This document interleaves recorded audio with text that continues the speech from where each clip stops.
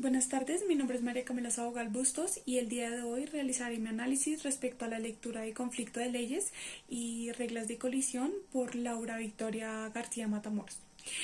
Para comprender la definición que se le ha otorgado al conflicto de leyes, es preciso determinar en un primer momento cuáles son las causas que conllevan a que se genera dicho asunto y qué aspectos impulsan al desarrollo de este conflicto.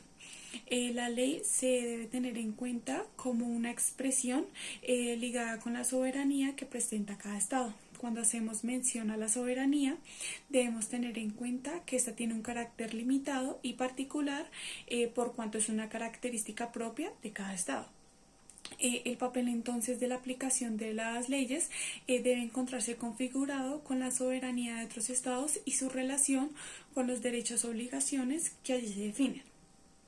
Como mencionamos anteriormente, la ley es un concepto fundamental y de necesaria aplicación para un correcto desarrollo de los estados. La ley cuenta con dos características que son necesarias mencionar y que se ligan con su aplicación.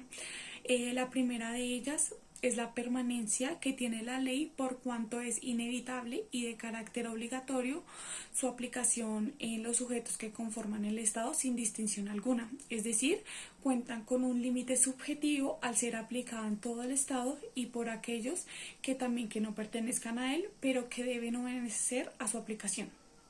La segunda característica se trata de la generalidad, cuya esencia se encuentra presente en la soberanía del Estado, por cuanto comprende este sentido en la aplicación de sus relaciones y asuntos internos que ocurren dentro del Estado. De acuerdo con esto, es importante resaltar que su límite es territorial, pues se orientan a todos los individuos internos del Estado. Ahora bien, una vez comprendidos los aspectos generales de las leyes, es sencillo identificar la causalidad del conflicto de las leyes, pues con los límites que la integran resulta complicado definir bajo qué lineamiento se ha aplicado la legalidad y validez de las actuaciones entre dos estados diferentes que se alegan la aplicación de las leyes de cada uno. Es entonces como la definición de conflicto de leyes cobra sentido cuando hablamos que dentro de una misma relación jurídica que cuenta con elementos extranjeros se le es aplicable leyes de dos o más estados. De la anterior definición es necesario sustraer los elementos que conforman el conflicto de leyes mencionadas dentro de este capítulo y los cuales son: primero, la relación jurídica, pues para poder referirnos a un conflicto de normas es necesario mencionar la existencia de un supuesto fáctico regulado por dos ordenamientos, creando, modificando o eliminando un derecho o una obligación contenida dentro del acto de cualquier índole. Como segundo, encontramos el elemento extranjero o internacional. La existencia de la relación jurídica enmarca la territorialidad de cada estado, de manera que la relación que se establezca se dará entre dos territorios de dos distintos estados. Los puntos de contacto que integran los elementos extranjeros se resumen en la nacionalidad, el domicilio y la residencia habitual, de los cuales hablaremos más adelante. Como tercero, encontramos la pluralidad de estados y leyes aplicables. La multiplicidad de leyes es la causa principal para que exista una colisión de sí misma.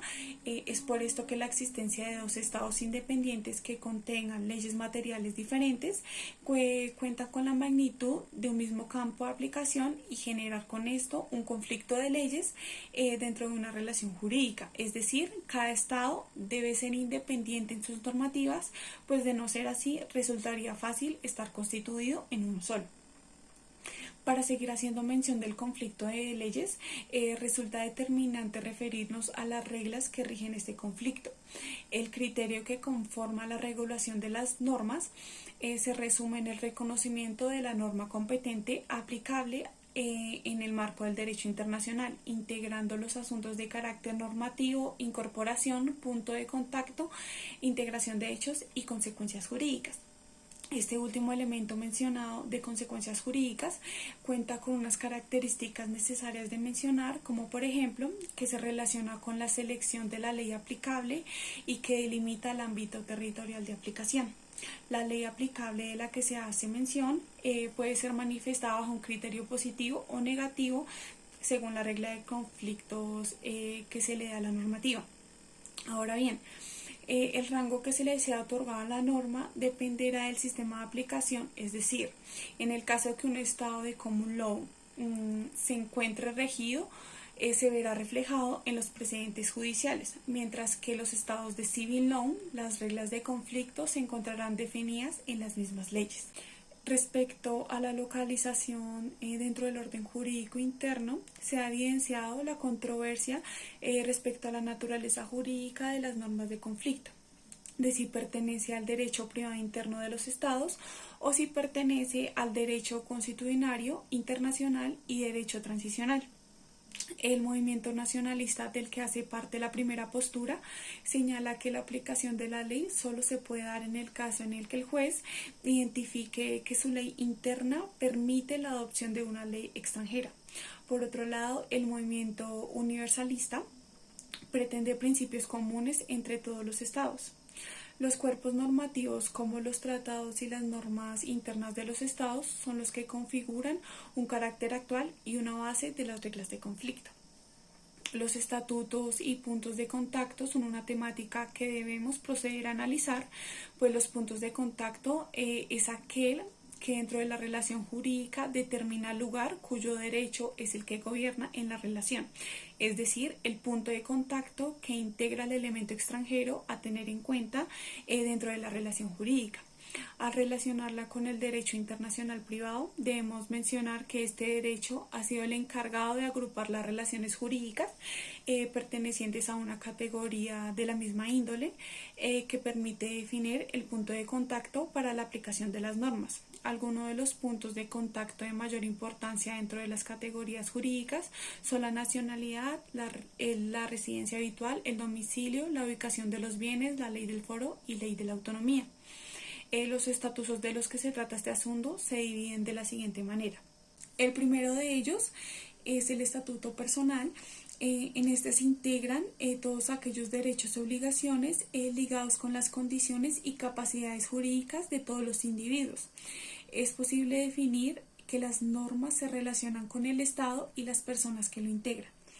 Dentro del estatuto personal se encuentran los mismos puntos de contacto que se mencionaron anteriormente, sin embargo procederemos a analizarlos dentro de este estatuto.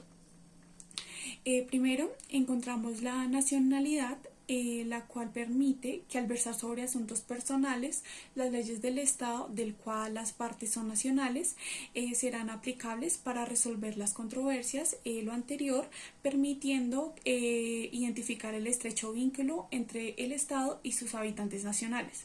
En un segundo punto encontramos el domicilio, el cual se define como el espacio personal en el que el individuo efectúa sus relaciones personales y familiares, siendo entonces el domicilio el punto clave del que se puede estar de manera permanente y el que conlleva determinar la aplicación de las leyes necesarias. Como tercer ámbito encontramos la residencia habitual, la cual ha tomado importancia en el campo del derecho internacional privado, que refleja la vinculación más estrecha de un sujeto con un país determinado. Al ser un vínculo real entre el sujeto y el medio social concreto, que puede ser de carácter temporal o permanente. Ya mencionado todos los aspectos propios del estatuto personal, continuaremos con el estatuto real, del cual es necesario mencionar su constitución. Este se encuentra integrada por los derechos reales y accesorios que se ligan con los derechos de uso y goce de los bienes. En este caso, el punto de contacto es el lugar de situación o ubicación del bien en el que los bienes muebles o inmuebles sirven como punto determinante de la aplicación de la ley. Ahora bien, como tercer estatuto, observamos el estatuto de las obligaciones, que como su nombre lo indica, pertenecen a los derechos o obligaciones de un contrato, un acto jurídico o un hecho antijurídico que otorga una responsabilidad extracontractual. Ya en este punto es importante mencionar la relevancia de los contratos internacionales, por cuanto enmarcan un vínculo correlacionado con las normativas, la ejecución y el cumplimiento de las obligaciones. La ley aplicable al fondo de los contratos y a la forma de los mismos configuran las formalidades y elementos de índole internacional. De la primera ley podemos mencionar que es necesario reconocer el lugar de ejecución, la negociación y la autonomía de la voluntad. Finalmente, para concluir la temática de los estatutos, encontramos el estatuto procesal, el cual integra exclusivamente aquellas normas procesales de las que la competencia y la jurisdicción permiten regular derechos y obligaciones de este índole bajo un debido proceso. Una vez realizado el análisis correspondiente al conflicto de leyes y reglas de colisión, es adecuado concluir entonces que los conflictos de leyes son aquellos que indican y determinan cuál ordenamiento jurídico es aplicable a situaciones privadas vinculadas con más de un ordenamiento jurídico, sin antes mencionar que son de gran aporte para el derecho internacional y que seguirán en auge dentro de este ámbito. Esta fue mi exposición respecto a la lectura. Muchas gracias.